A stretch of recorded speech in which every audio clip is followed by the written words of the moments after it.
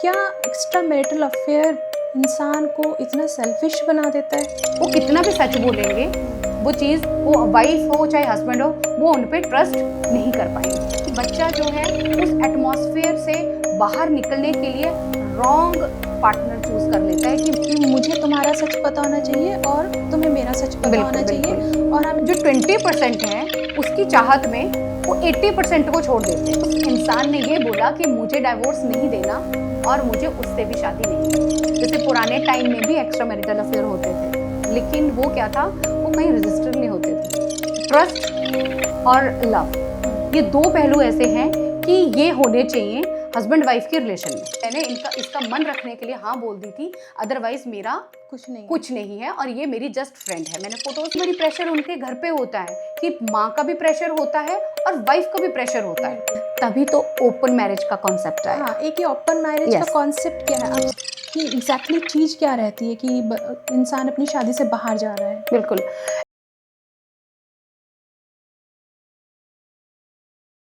जैसे extra marital affair की अगर हम बात कर रहे हैं कि जैसे मतलब हस्बैंड जाता है या वाइफ बाहर जाती है, तो इसके पीछे जो मेन एक रीज़न है कि वो क्या रहता है कि वो भी मतलब जैसे हमने बात की थी टीनेजर्स में कि स्टेटस सिंबल हो गया, तो ये जो एडल्ट्स में है, तो ये क्या स्टेटस सिंबल है, नीड है, या उनका शादी का कोई इशू है? मतलब उनका एक आपके पास जो क्लाइंट आते हैं, तो आपने मतलब अब तक क्या नोटिस किया कि एग्जैक्टली चीज़ क्या रहती है कि इंसान अपनी शादी से बाहर जा रहा है? बिल्कुल।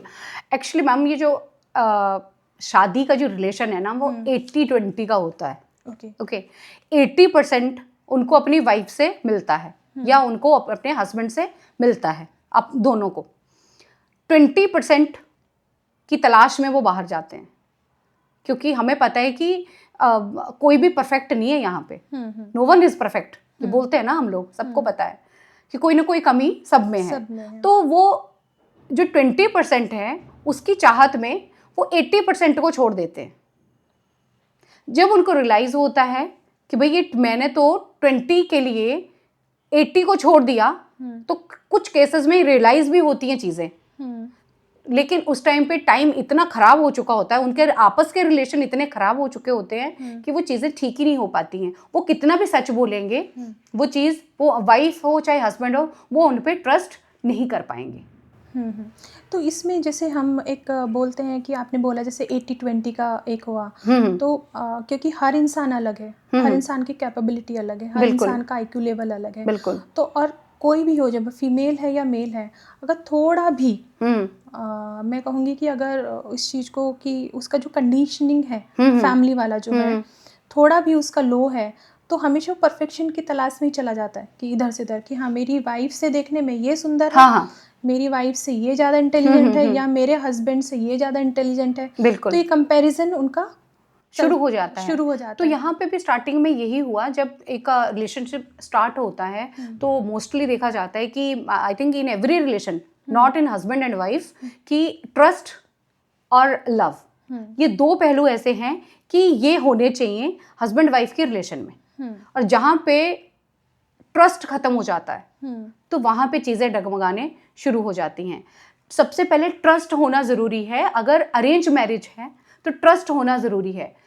लव जो है वो धीरे धीरे, जब उस इंसान के साथ हम रहते हैं, हमें उसकी चीज़ें समझ में आती हैं और वो ट्रस्ट, हम उसके ऊपर ट्रस्ट कर सकते हैं, तो धीरे धीरे जो है वो लव, लव जो है वो, प्यार जो है वो डेवलप हो जाता है और धीरे धीरे वो शादी का बंधन जो है, जिसको हम बोलते हैं एक पवित्र बंधन है, वो बनता है। लेकिन जैसे लव मैरिज की केसेस में पहले प्यार होता है, फिर जो है वो ट्रस्ट और सारी चीज़ें बाद में आती हैं, तो उसमें सम टाइम कुछ प्रॉब्लम ये आ जाती हैं कि पहले तो फोन पे बात करी सिर्फ, ठीक है, ये मेरे पास एक केस आया था जिसकी मैं अभी डिस्कस कर रही हूँ, कि पहले तो फोन पे ही बात करी कि मिलते थे, लेकिन जो एक्चुअल उनका लाइफस्टाइल था वो तो नहीं था पता।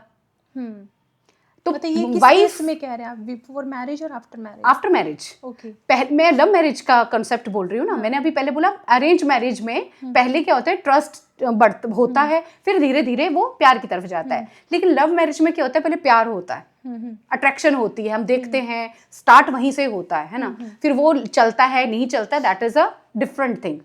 लेकिन उसमें क्या होता है कि अगर वो शादी के बंधन में बंध गए तो क्या हुआ कि हम पहले तो उन दोनों ने आपस में बात करी कि भाई फ़ोन पे बात करी, इधर उधर मिले, डेटिंग करी, इधर उधर मिले, लेकिन जो एक्चुअल उनका बिहेवियर है वो सामने नहीं आया। हाँ।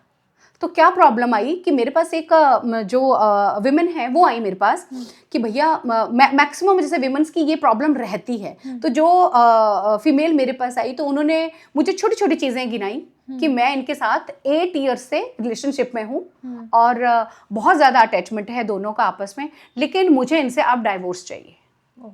तो फिर मैंने पूछा कि क्यों, क्या प्रॉब्लम हो गई? 8 इयर्स का रिलेशनशिप है, अब अचानक क्या हो गया? कि 8 इयर्स तो हमने एक दूसरे को सिर्फ फ़ोन से जाना था और ऐसे मिलते थे। एक्चुअल में क्या है कि हस्बैंड वॉशरूम जाते हैं, टॉवल कहीं फेंक देते हैं। वो छोटी छोटी चीज़ें हैं। जब वो ऑफिस से आते हैं तो उनको लगता है कि मैं चाय का कप लेके खड़ी हो जाऊँ, मैं मेड नहीं हूँ उनकी, मैं पानी का गिलास लेके खड़ी हो जाऊँ, मैं सर्वेंट नहीं हूँ। ये छोटी छोटी चीज़ें हैं, लेकिन अब धीरे धीरे ये चीज़ें बोला कि मेरे से नहीं हो पा रहा है।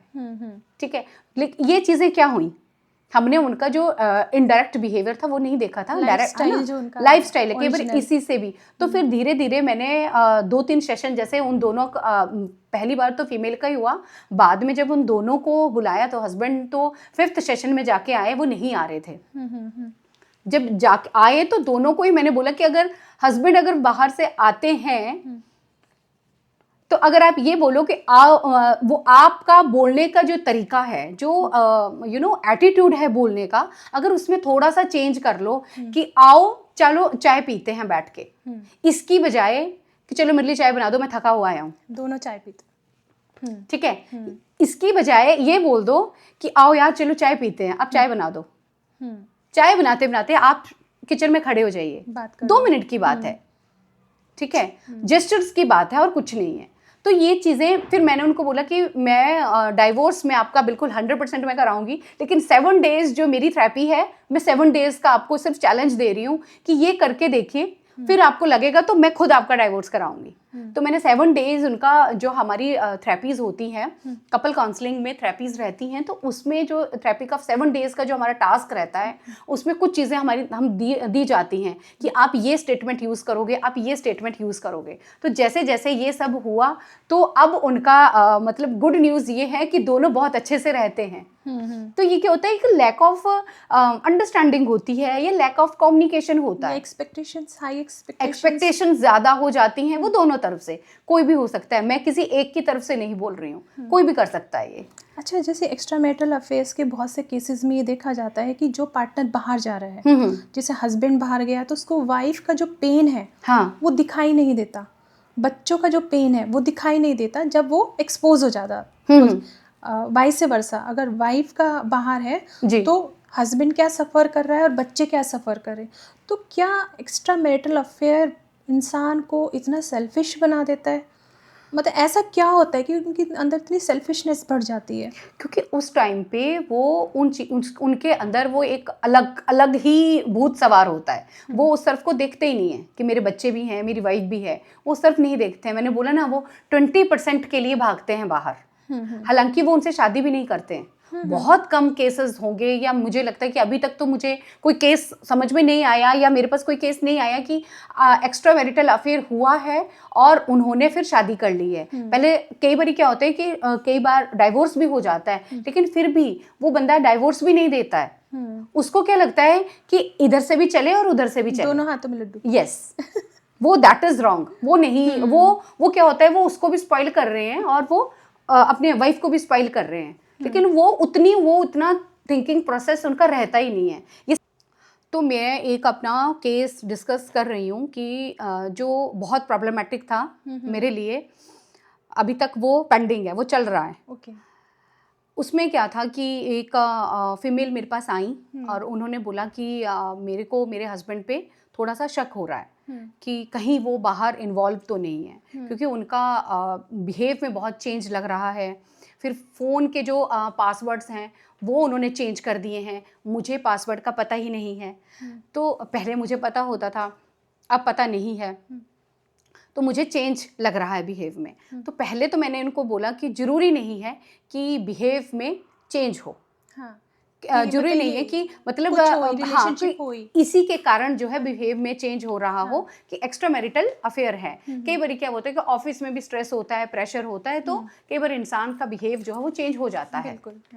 ठीक है, तो उन्होंने बोला कि नहीं मुझे तो पक्का लग रहा है और आप कुछ कीजिए।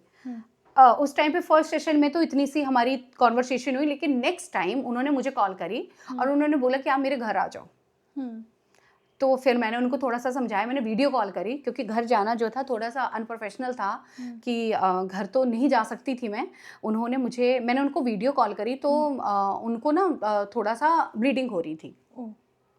तो अब ब्लीडिंग, फिर मैंने उनको पूछा कि ब्लीडिंग कैसे हो रही है। बोला कि मैंने इनके कुछ फोटोज़ देख लिए और कि ये सही है मैम कि इनका एक्स्ट्रा मैरिटल अफेयर है। आप बोल रहे थे कि जरूरी नहीं है कि इसी कारण हुआ होगा, लेकिन नहीं, ये पक्का है और इन्होंने मान भी लिया है। फिर वो मेरे पास आई अकेले ही, मैंने पट्टी वट्टी करवाई, फिर आई मेरे पास, तो उन्होंने सारी चीज़ें मुझे बताई।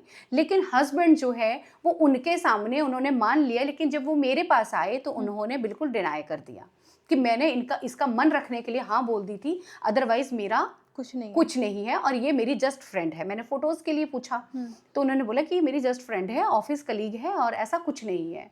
तो ठीक है, ओके, क्योंकि बीइंग अ साइकोलॉजिस्ट मैं तो दोनों तरफ से मुझे अपना रोल प्ले करना था कि हो सकता है कि वाइफ की गलतफहमी भी हो सकती है। तो लेकिन बाद में जब पूरा सारी चीज़ें हमारे सेशंस होते रहे तब ये डायग्नोस हुआ कि उनका अफेयर है। पर वो वाइफ ने मुझे ये बोला कि मैम मुझे इनको ना डाइवोर्स देना है और मुझे इनसे कुछ नहीं लेना है। ठीक है, कि मैं इनको इतना लव करती हूँ कि मुझे ये खुश रहें और मुझे इनसे कुछ नहीं लेना है और मुझे डाइवोर्स देना है। ठीक है, लेकिन उस इंसान ने ये बोला कि मुझे डाइवोर्स नहीं देना और मुझे उससे भी शादी नहीं करनी। ठीक है, तो यहाँ पे वो ये सिर्फ अपने मजे के लिए घर पे उससे बात करता था अपनी बीवी और बाहर ऑफिस में उसको उसने। फिर क्या हुआ कि उसकी वाइफ ने जो मेरे पास आई थी उन्होंने मेरी बात उन्हीं से करवाई जिनके साथ थर्ड पार्टी थी। ठीक है, उनके साथ मेरी बात करवाई तो बहुत रोने लगी वो कि ऐसे ऐसे मुझे नहीं था पता कि ये है वो है और इन्होंने तो मेरे साथ शादी का वो दिया था कि मैं उनको डाइवोर्स दे दूंगा वाइफ को और मैं आपके साथ शादी करूंगा। तो मैंने उनको भी थोड़ा बहुत समझाया कि भाई ऐसे नहीं है। तो यहाँ पे आप ये देखिए, मेन बात यहाँ करने की ये है कि वो इंसान विदाउट किसी की इमोशंस को ध्यान में रखते हुए घर पे भी वो वही चीज कर रहा है और बाहर भी वही चीज कर रहा है। इधर मतलब वाइफ की इमोशंस हर्ट कर रहा है और हाँ, उधर वो उधर बाहर कर रहा तो है। लेकिन उनका अभी तक भी कोई वो नहीं है। वो मेरे पास आए और मैंने उनको अलग में सेशन लिया कि जो भी इशू है, जो आपको लगता है कि आपको आपकी वाइफ में जो प्रॉब्लम लगती है, प्लीज टेल मी एंड हो सकता है कि मैं कुछ कर पाऊँ। मतलब बाहर जाने का रीजन बताओ, बाहर जाने का रीजन बताओ। तो उनके पास कोई रीजन नहीं था, उनको रैंडम रीजन था उनका। ओके ठीक है, इट्स ओके, मेरा है ही नहीं कोई, मेरा एक्स्ट्रा मैरिटल अफेयर ही नहीं है। वो मानने को तैयार नहीं थे। ये कहा जा सकता है कि ये नेचर वाला ये नेचर था उनका। नेचर था। तो ये अभी केस थोड़ा सा वो है कि बहुत प्रॉब्लमेटिक था कि वो मानने को तैयार नहीं है और वो है। तो इसमें जैसे हम जैसे बात कर रहे थे कि फोटोग्राफ ये सब, तो इसमें जो डिजिटल युग है आजकल का, व्हाट्सएप है, इंस्टाग्राम है, इसका आई थिंक बहुत बड़ा रोल है। बिल्कुल, जो ये बच्चों के उसमें भी बहुत बड़ा रोल है और इन सब चीज़ों में भी इनका बहुत रोल है। जैसे पुराने टाइम में भी एक्स्ट्रा मैरिटल अफेयर होते थे, लेकिन वो क्या था, वो कहीं रजिस्टर नहीं होते थे और वो उनकी तादाद इसलिए कम थी कि कॉन्वर्सेशन करने का कोई माध्यम नहीं था, बाहर जाने का कोई माध्यम नहीं था, है ना। हालांकि पहले भी होता था क्योंकि आदमी तो भगवान ने वही बनाया ना, वो सब है उसमें, वो पहले भी वही था, अब भी वही है। बस टेक्नोलॉजी के कारण ये चेंजेस जो आ रहे हैं वो ड्यू टू टेक्नोलॉजी और ड्यू टू डिजिटलाइजेशन। मतलब ये बढ़ भी रहा है और एक्सपोज भी हो रहा है। हाँ, बढ़ भी रहा है और एक्सपोज भी हो रहा है। ठीक है, तो ये हो रहा है। व्हाट्सएप हमारे पास है, फेसबुक है, सोशल मीडिया जितना भी है, इंस्टा है, तो उसके थ्रू ये ज़्यादा केसेस आ रहे हैं और आ रहे हैं मतलब सामने आ रहे हैं। तो इसका जैसे इसके पीछे एक ऐसा रीज़न है कि जैसे इस चीज़ को आजकल कानूनन कुछ गुनाह नहीं माना जाता। बिल्कुल बिल्कुल, ये आप शायद ये बढ़ते हुए इस चीज़ का, क्योंकि हस्बैंड बोलता है कि आप कर क्या लोगे, या वाइफ बोलती कि तुम कर क्या लोगे, जो थर्ड पार्टी है वो बोलती कि तुम मेरा बिगाड़ क्या लोगे। बिल्कुल, ये एक्चुअली एक लॉ आया था 1860 में, अडल्टरी लॉ। ठीक है। तो उसमें क्या था कि उस टाइम तो 1816 में राजा महाराजाओं का टाइम था। तो उसमें क्या होता था कि ये कानून उसके अकॉर्डिंग बना था, उस टाइम के अकॉर्डिंग, कि अगर कोई पुरुष बाहर इन्वॉल्व है और कोई स्त्री उसके खिलाफ कंप्लेंट करती है तो उसको 5 इयर्स की जेल होती थी उस लॉ के अकॉर्डिंग। ठीक है। लेकिन अगर कोई स्त्री बाहर इन्वॉल्व है तो उसको कुछ नहीं होता था। ठीक है। फिर अब जब 2018 में जब इसका अमेंडमेंट हुआ तो इसमें बोला कि भाई ये तो हमारा जो हमारा ये फंडामेंटल राइट्स हैं, राइट टू इक्वलिटी, वो कहाँ है? अगर मतलब फीमेल के खिलाफ नहीं है तो मेल के खिलाफ ही क्यों? अगर हाँ यस, तो वो कहाँ है? तो इसमें अमेंडमेंट हुई और अब ये है कि अब कोई जेल नहीं होती, बट हाँ डाइवोर्स का रास्ता खुल जाता है कि अगर आपने कंप्लेंट कर दी पुलिस स्टेशन में जाके कि मेरा हस्बैंड या मेरी वाइफ एक्स्ट्रा मैरिटल अफेयर में है, तो आपको एक डॉक्यूमेंटेशन करने में थोड़ी आसानी हो जाती है, अदरवाइज कुछ नहीं होता। इसलिए शायद ये केसेस भी बढ़ रहे हैं क्योंकि दोनों पक्षों को, चाहे वो मेल है चाहे फीमेल है, उनको डर नहीं है कि हमारा कुछ हो पाएगा। अच्छा, इसमें एक चीज़ जो बहुत बार देखा है कि जो थर्ड पार्टी है जी, वो बहुत अपर हैंड हो जाती है जी। अगर वाइफ के ऊपर, अगर हस्बैंड उसके साथ है, अगर वाइफ साथ है तो हस्बैंड के ऊपर, तो उसके पीछे भी है कि अडल्ट्री कानून नहीं है। हाँ, उसके पीछे भी वही है कि वो, क्योंकि अडल्ट्री कानून में जो ये अमेंडमेंट हुई उसके कारण ये चीज़ें ज़्यादा बढ़ रही हैं, क्योंकि उनको डर नहीं है कि अगर ये कोई कंप्लेंट भी कर देगा तो उसका कुछ होगा तो नहीं। ओके। अच्छा, जैसे हम एक्स्ट्रा मैरिटल अफेयर की बात कर रहे हैं तो जैसे एक टर्म बहुत सुनने में आ रही है, इमोशनल अफेयर। जी। कि किसी से आप इमोशनली बहुत कनेक्टेड हो, तो क्या ये सेम ही कैटेगरी में रखा जाएगा? क्योंकि अगर वाइफ किसी से इमोशनली कनेक्टेड है या वाइफ हस्बैंड किसी से इमोशनली कनेक्टेड है, ये तो जाहिर सी बात है कि वो अपने पार्टनर से तो कट ऑफ हो ही जाएगा। बिल्कुल, उसको तो पेन आएगा ही आएगा। तो इसको कैसे देखेंगे? इमोशनली जुड़ने का मतलब है कि कहीं ना कहीं आपके रिलेशनशिप में गैप है। इमोशनली आपका रिलेशनशिप स्ट्रांग नहीं है, तभी चाहे वाइफ बाहर जा रही है चाहे हस्बैंड बाहर जा रहा है, क्योंकि उसको उसकी जो फीलिंग है वो कहीं ना कहीं सेटिस्फाई नहीं हो रही है। ठीक है। तभी तो ओपन मैरिज का कॉन्सेप्ट आया। हाँ, एक ये ओपन मैरिज का कॉन्सेप्ट क्या है, आप इसको थोड़ा सा हमारे व्यूअर के लिए एक्सप्लेन कीजिए। ओपन मैरिज में क्या है कि ये एक समझौता काइंड ऑफ मैरिज होती है जिसमें हस्बैंड और वाइफ कहीं पे भी अपना अफेयर कर सकते हैं, लेकिन वो डाइवोर्स नहीं देंगे एक दूसरे को। म्यूचुअल अंडरस्टैंडिंग से वो अपना कहीं और सेक्स कर सकते हैं या रिलेशनशिप बना सकते हैं। This is open marriage. और ये दोनों के बीच में समझौता होता है, हस्बैंड एंड वाइफ के बीच में। इसके लिए एक बड़ा उनका जो ओपन मैरिज के हक में रहते हैं, उनका बड़ा एक पॉजिटिव वो आता है कि हर कोई परफेक्ट नहीं होता, तो जहाँ जहाँ सही सही चीज़ें लग रही हैं वो पिक कर लो। मतलब वहाँ से जो रेस्टोरेंट में जहाँ खाना अच्छा है वहाँ का खाना खाओ और घर वापस आ जाओ। घर वापस आ जाओ। रेस्टोरेंट में होता है ना कि अच्छा खाना ले लो और घर जो है अपना ही है, घर नहीं ठीक वो होगा, घर अपना ही रहेगा। That is open marriage. इसका मैं बता दूं कि इसका कोई लॉ नहीं है अभी इंडिया में। ये सारी वेस्टर्न कल्चर है जो यहाँ आके ये सारी चीजें हो रही हैं, बट इसमें कोई लॉ नहीं है। केसेस हैं? हाँ, ऐसे केसेस हैं, बट मेरे पास ऐसा कोई केस नहीं आया अभी तक, बट केसेस हैं। इसमें फिर डिफरेंस जैसे लिव इन रिलेशनशिप, हाँ, और ओपन मैरिज में तो शादी हो चुकी होती है। हाँ, बस ये लिव इन रिलेशनशिप में शादी नहीं होती। बस ये थोड़ा सा डिफरेंस है। लिव इन में क्या होता है कि आप एक सोशली बिल्कुल वो हो कि भैया मेरी किसी के साथ मैरिज नहीं हुई है, कोई रिस्पॉन्सिबिलिटी, हाँ कोई रिस्पॉन्सिबिलिटी, कोई लायबिलिटी, कोई कमिटमेंट नहीं है किसी भी। लिव इन रिलेशनशिप और ओपन मैरिज का जो एंड है वो डिजास्टर ही है। बिल्कुल वो तो डिजास्टर है वो। बिल्कुल ये जितने जो भी ऐसी सोच के लोग जो आ रहे हैं वो एंड उनका बहुत भयानक होता है और हो रहा है। बिल्कुल। अच्छा, जैसे हमारे बड़े लोग बोल देते थे कि अगर किसी कपल में बड़ी प्रॉब्लम हो रही है कि ठीक है बच्चा ले आओ, बच्चा पैदा कर लो, बच्चा सेटल डाउन कर देगा, तो ये कहाँ तक सच है आजकल की जनरेशन के हिसाब से? बिल्कुल, ये हमारे बड़े बूढ़े बुजुर्ग बोलते थे कि कोई बात नहीं, अगर आपस में सेटलमेंट नहीं हो रही है तो एक बारी बच्चा हो जाने दो, सब ठीक हो जाता है। बच्चा घर में चहल पहल लाता है और सब ठीक हो जाता है। लेकिन वो था पुराना टाइम, ठीक है। अब है डिजिटलाइजेशन। अब इसमें क्या है कि अगर बच्चा आता है तो सबसे ज़्यादा प्रॉब्लम उस बच्चे को होगी। तो मैं तो कहती हूँ कि अगर आपस में आपकी अंडरस्टैंडिंग नहीं है तो please no child at all, don't do. बच्चे की तरफ सोचना भी मत जब तक आपस का अंडरस्टैंडिंग लेवल सही नहीं होता। और बच्चा कहीं भी आपकी शादी को सक्सेसफुल नहीं बनाता है। ये एक ये होता है ना कि जैसे जो पुराना टाइम था सारी सिचुएशंस अलग थी, अब ये वाला जो मॉडर्न इरा है इसमें सिचुएशंस अलग हैं। हर कोई अलग है, हर कोई जो है वो फाइनेंशियल सिक्योरिटी चाहता है, अपनी एक आइडेंटिटी चाहता है। पहले क्या होता था, पहले विमेंस का क्या रहता था, घर का काम किया, उनकी इतनी ज़्यादा इच्छाएं नहीं रहती थी, वो अपने को वो उनकी सेल्फ आइडेंटिटी की मांग ही नहीं करती थी। लेकिन अब क्या है, अब हर कोई सेल्फ आइडेंटिटी की मांग करता है। तो वो सारी चीज़ें चेंज हो गई। तो शायद ये कॉन्सेप्ट जो हो सकता है कि पुराने टाइम में सही होगा, क्योंकि जो बड़े बुजुर्ग बोलते हैं वो सही ही बोलते हैं, तो हो सकता है कि उस टाइम पे वो सही होगा, लेकिन अब नहीं है।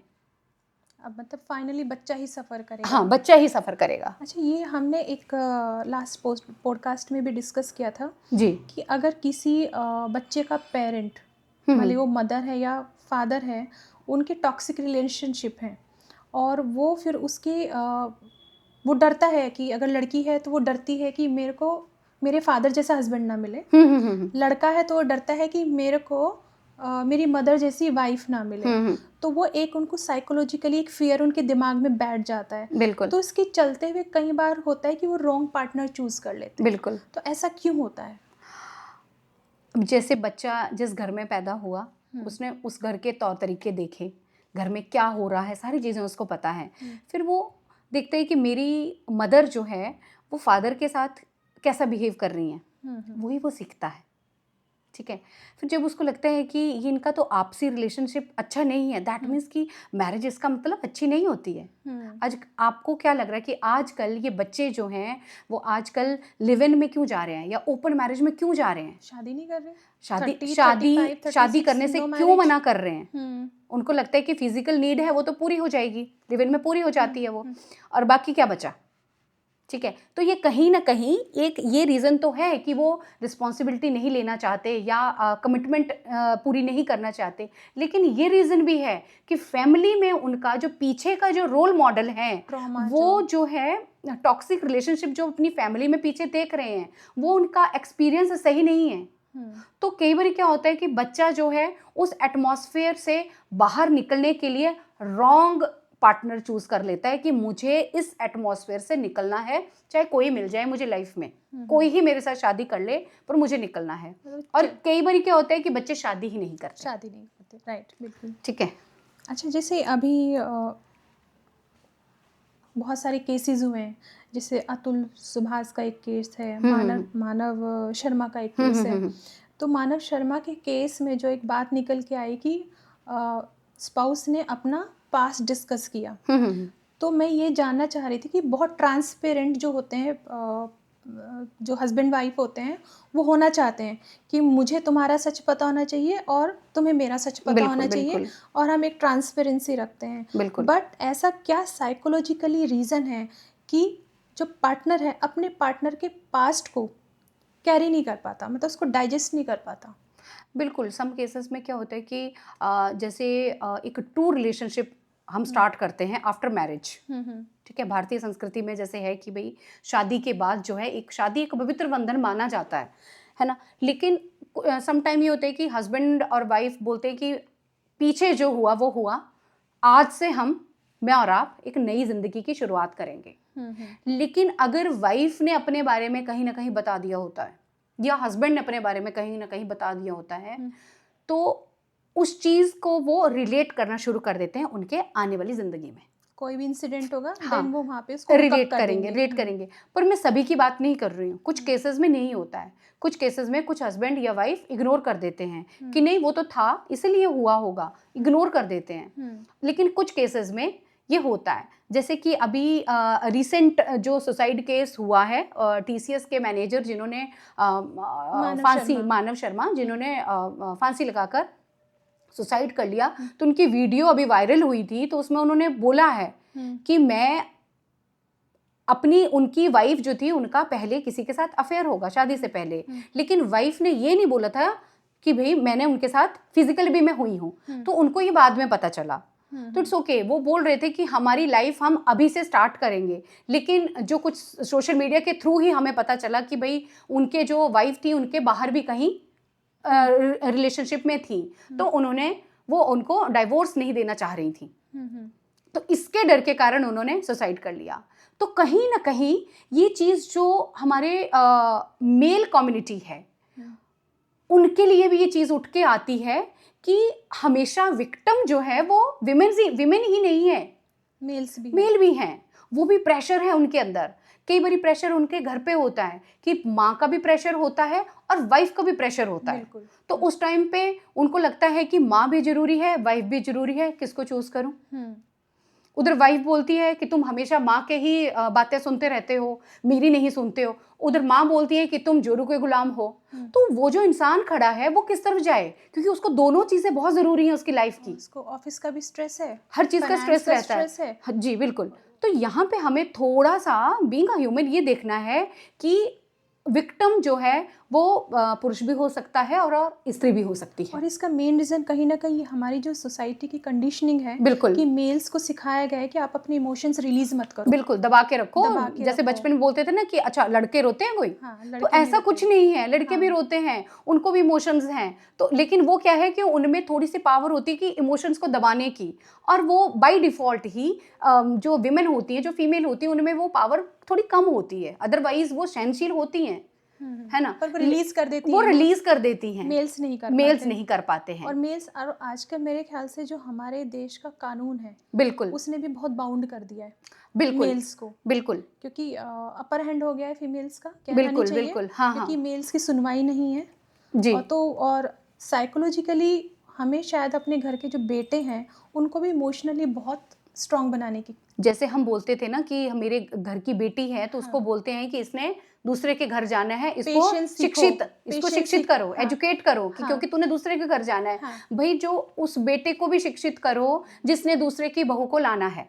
बहू आएगी ना, उसकी वाइफ आएगी, तो उसकी तो अलग लाइफ, तो दोनों की स्टार्ट हो रही है। तो लड़कियों को ही क्यों शिक्षित करना है, लड़कों को भी करना है, क्योंकि लाइफ सेपरेट लड़के की भी स्टार्ट होगी और लड़की की भी स्टार्ट होगी। तो यहाँ पे इक्वलिटी का कॉन्सेप्ट आना चाहिए। एक बात मैं जरूर यहाँ पे आपके माध्यम से मैं शेयर करना चाहूँगी कि पहले होता था कि लड़कों पे बहुत फोकस होता था, बहुत पहले, कि लड़का, अभी भी काफ़ी केसेस होंगे, जैसे कुछ स्टेट्स में सबको पता है कि जैसे फीमेल फिटिसाइड की भ्रूण हत्या कर देते थे, कि लड़की पैदा हुई उसको तुरंत ही ख़त्म कर दो। तो बहुत ये था कि नहीं, लड़के होने चाहिए, लड़के वंशज होते हैं, हमारा वंश आगे बढ़ाते हैं, बहुत चीज़ें होती थी।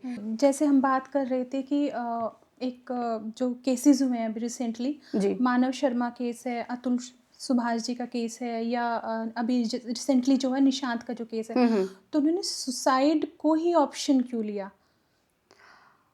उनके पास कोई रास्ता ही नहीं बचा था।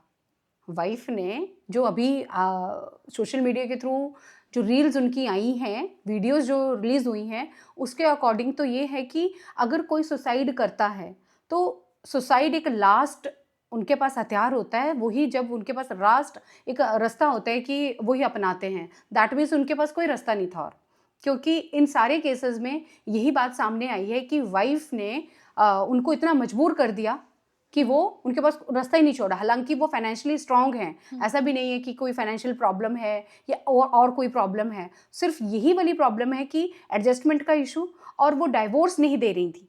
और उनको यही था कि अगर डाइवोर्स वो दे दें तो वो अपनी लाइफ जिए, ये अपनी लाइफ जिए। लेकिन यहाँ प्रॉब्लम ये आ रही है कि इन केसेस में फीमेल जो है वो डाइवोर्स नहीं देती हैं।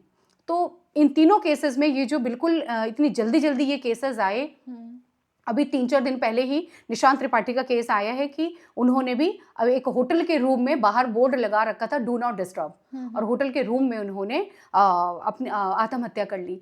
तो ये सारी चीज़ें जो हैं वो वही हमें लेके जा रही हैं कि भाई इनके पास रास्ता ही नहीं बचा था कोई भी।